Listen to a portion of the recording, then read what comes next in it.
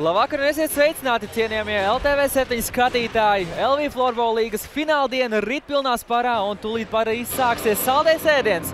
Šajā dienā proti cīņa par zelta medaļām. Spēlē tiksies Triobeta Ulbraka un Lielvārda Fedpipe. Mums mirkli atpakaļ šeit arēnā. Ļoti liels atbalsts kā vienai tā otrai komandai. Tur pārgauja cīnījās ar Valmieru.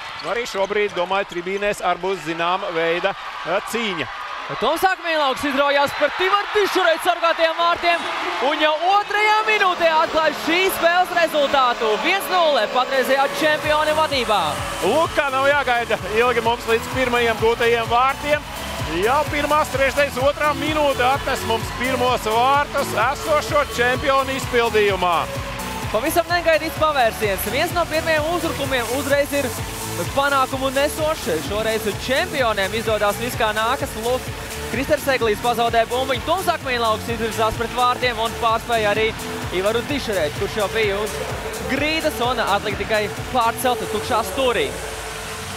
Lieliska individuālā meistarība Toma Akmeņlauka izpildījumā. Kādu mirkli atpakaļ arī veids Akmeņlauks nav atļaut.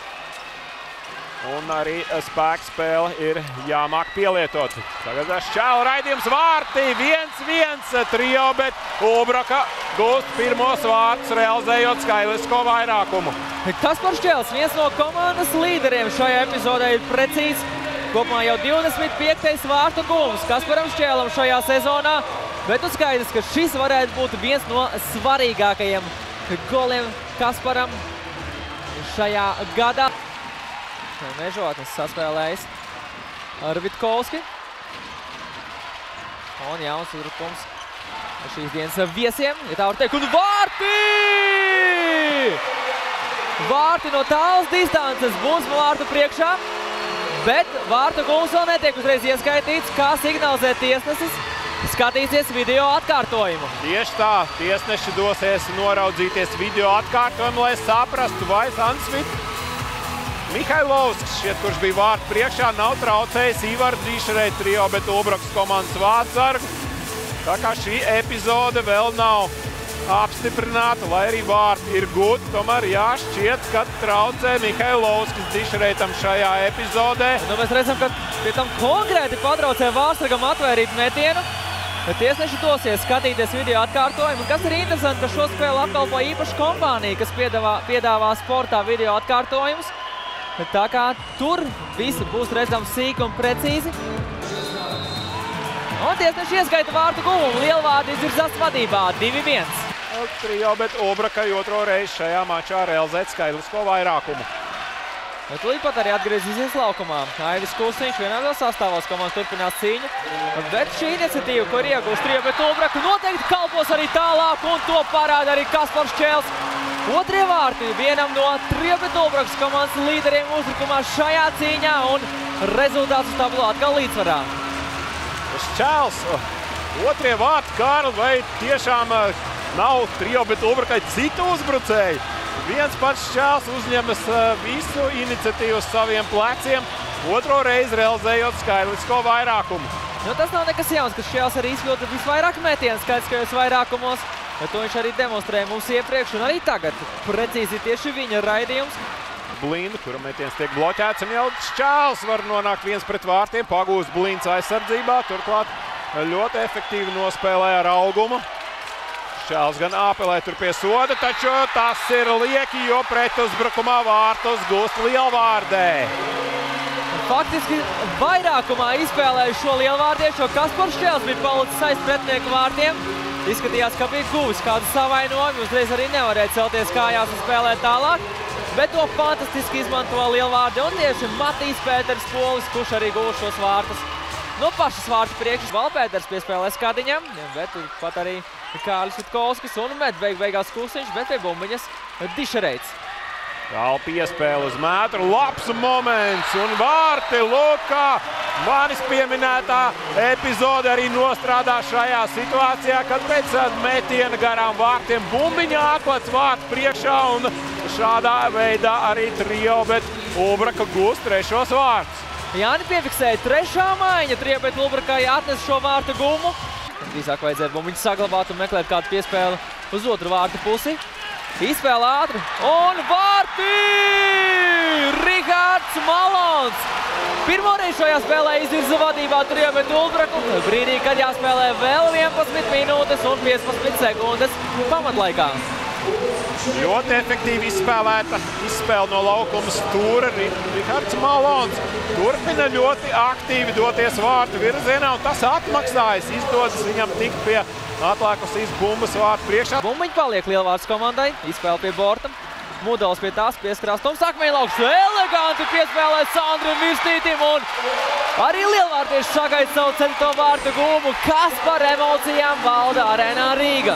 Atbilda Lielvārdi ar līdzīgu epizodu pēc standarta situācijas un šķiet izspēlē vēl efektīvākā mirkli atpakaļ Triobetu Ulbraka. Atcerēsimies, Sandis Virsnīts pāris epizodes apakaļ netrāpīja faktiski tukšos vārtos, bet tagad gan viņš neliek vilties savai komandai un gūst svarīgus vārtus šajā brīdī. Līdz tukšiem vārtiem izspēlē Lielvārdu Fatpipe šo standarta situāciju, bet mums pēc šo te vārtu noskatīšanās atkārtojumā neliela reklāmas pauze. Ulbraka nesteidz savu uzbrukumu, atkal pacietīgi līdz 100% pārējai uzbrukumā spēlē Ulbrakas spēlētāji. Ceriņš piespēlē Jurševski, tālāk jau diagonāli piespēle un pametienam vēlreiz mēties un vārti! Kārlis Jānis Petrovskis brīdī, ka jāspēlē 3 minūtes un 32 sekundes vēl gūst savai komandai vārtus 5-4. Atkal vadībā Triebetu Ulbraka un ir ļoti tuvu savam pirmajam čempionu titulam. Jā, lūk, mūsu attēlos Kārlis Jānis Petrovskis, pirmais vārtu gūms viņam šīs dienas spēlē, un šeit jāsaka, šķiet kļūdās Salcevičs. Lien ārā no vārtiem situācijā, kur tas absolūti nav nepieciešams, un atstāja savus vārtus pilnīgi tukšus. Maiņa ir Rihards Malons. Tagad jau jācīnās aizsardzībā. Akmeņlauks krīt, tiesnesis rāda, ka var spēlēt bez noteikumu pārkāpumu šajā epizodē. Un vēlreiz Triebetu Ulbrakas priekšu Malons piespēla vārti! Kristērs Eglītis. Iespējams pieliek punktu šai cīņai 6-4 kļūst rezultāts. Ļoti svarīgā brīdī Ulbraka panāk +2 uz rezultātu tablo. Kristērs Eglītis klusējis visu maču, Kārli tomēr izšķirošajā mirklī pieliek savu roku, lai kaldinātu Triobetu Ulbrakas uzvaru lielajā finālā. Un vēlreiz Rihards Malons ir tas, kurš uzteic šo situāciju komandas biedram. Izspēle Valpēters, tālāk Akmeņlaukam. Akmeņlauks pietur bumbiņu, jāspēlē apakaļ Valpēteram. Visi spēlētāji, kas ir laukumā Lielvārds komanda, ir ar ļoti labu metienu. Šķēls met tukšos vārtos un bumbiņi ir vārtos. Es domāju, tas ir punkts šim mačam. Triebetu Ulbraka ir bez 5 minūtēm valsts čempione. Tieši tā, Kārli, šis metiens tukšos vārtos pieliek šķiet punktu šim mačam un cīņai par šī gada zelta godalgām LV Floorball līgā vīriešiem. Emocionāls brīdis Triebetu Ulbrakam, redzam arī mūsu ekrānos Kasparu Šķēlu. 28 gadi šim spēlētājiem un ilgi viņš ir gājis uz šādu godu arī Kasparam Šķēlam. Šī ir loma tāda, ka viņš komandā sistēmā, Ulbrakas jauniešu sistēmā ir audzis. Abi izgājieni turpat vienatnē jau pret vārtiem un šādā veidā arī šķiet beigsies šīta spēle, kad bumbiņu kontrolējot Ulbrakai. Tā izcīna pirmo titulu sava kluba vēsturē, izmanto pirmo iespēju spēlējot finālā un atnesa Ulbrakai zelta medaļas. Intriga mums bija līdz pat beigām, tikai pēdējos mača nogriežņos Triebetu Ulbraka izvirzījās vadībā, guva 2 vārtu pārsvaru un tad jau tukšos vārtos vēl viens vārtu raidījums. Varlīgs no Triebetu Ulbraka ar pirmajām zelta godalgām un kopumā vispār pirmajām medaļām Latvijas virslīgas čempionātā. Tagad Ilis Petersons jau tradicionāli tas, kurš pasniedz svarīgāko trofeju Latvijas florbolā. Viena no smagākajām trofejām pasaules sportā, nešaubos teikt, šī vārta tiešākajā nozīmē ir šis te čempionu kauss. Ļoti smags, bet pelnīts čempionu kauss šogad Triobetu Ulbrakas klubam.